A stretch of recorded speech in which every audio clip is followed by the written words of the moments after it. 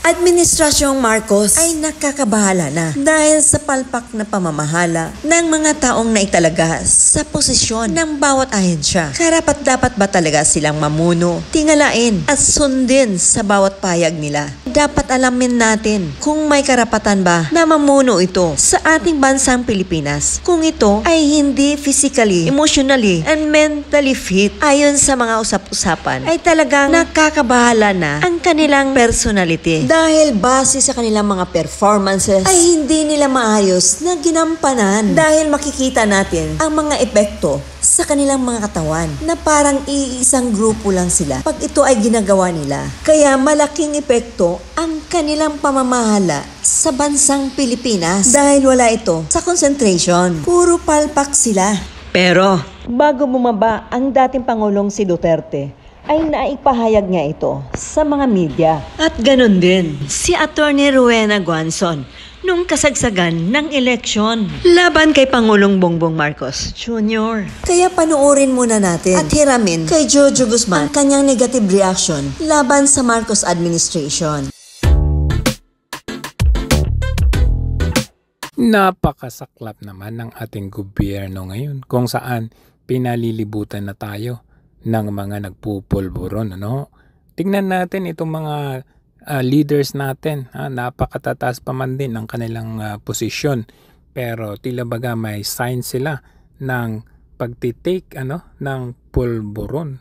At isa nga sa signs na nakita natin ay yung pagningiwi-ngiwi at yung pagkikindat-kindat ng kanilang mga mata. Tingnan nga natin. Pati na yung pag-research and development ng mga bagong binhi, kakulangan ng trabaho, ang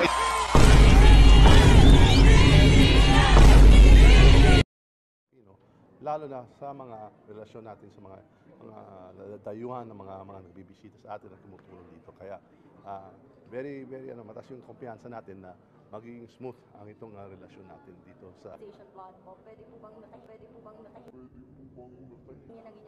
anong kababayan, mga dayuhan ng mga nagbibisita sa atin at tumutulong dito. Kaya very mataas yung kumpiyansa natin na magiging smooth ang itong relasyon. RA daw could lead to abuses of Filipinos, specifically women daw po. Address concerns na yung RA daw could lead to abuses of Filipinos. Napakadisiplinado po ng Japanese Military Self-Defense Forces. Alam niyo po, ang itong relasyon natin dito sa RA. Maybe to also answer that, napakadisiplinado po ng Japanese Military Self-Defense Forces. Alam niyo po, meron na napakadisiplinado po ng Japanese Military Self-Defense Forces. Training ang mga Japanese Self-Defense Forces. Magte-training din po ang ating mga sundalo at 2024 national budget. And ang commitment to answer your question. Still doing that. Thank you, Ms. Marisol. Mr. Paul Montibon, sir. Can you elaborate, like how direct is their participation po? Kasama po ba dito sa siyang yung mismong bumaril? And we informed him about this. Okay, so alam niya, and obviously with... That was the procedure. Yes. All right. Is there a... Now we're looking at the end of this month. Okay, and what happened? We could be prepared in the Nabalcom. Okay, so medyo... Listening right now, I've always often been asked about that question. If a superior is corrupt and a superior is into drugs, kawawa yung taong under niya. The word is appeal. It's not a command. Hindi ko sinasabing ino-orderan ko kayo. No. It's voluntary on their part. Okay, so voluntary. Will they get their full retirement benefits? Such that criminal cases could be filed against them. Right, so that goes to my next question. What happens to those who are involved? Yun ang gagawin naming inspirasyon at motibasyon para sa pamilya. Beautiful, so, Mayor. Ganun po ang nangyari. Yeah. Sir, let's proceed to your appointment as MM.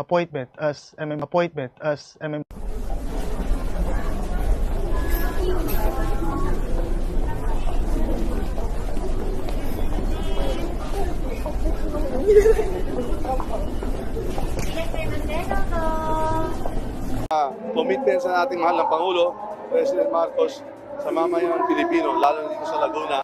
Bukod pa rin meron tayo itong cash assistance rice distribution program para sa ating mamayan at sa ating mga youth. Si Tambaloslos, inaantok. Ayan o, inaantok. We will emphasize our advocacy for rules-based international order to maintain Ops. And House Speaker Alan Peter Cayetano. There's a joint resolution.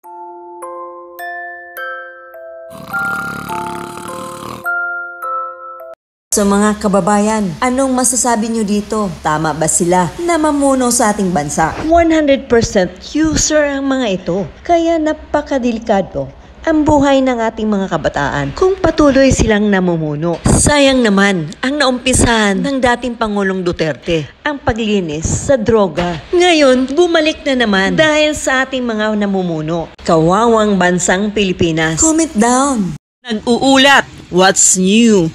Sa hindi pa nakapag-subscribe, follow, and share, huwag niyong kalimutan na tangkilikin upang patuloy na makapaghatid ako ng magandang balita.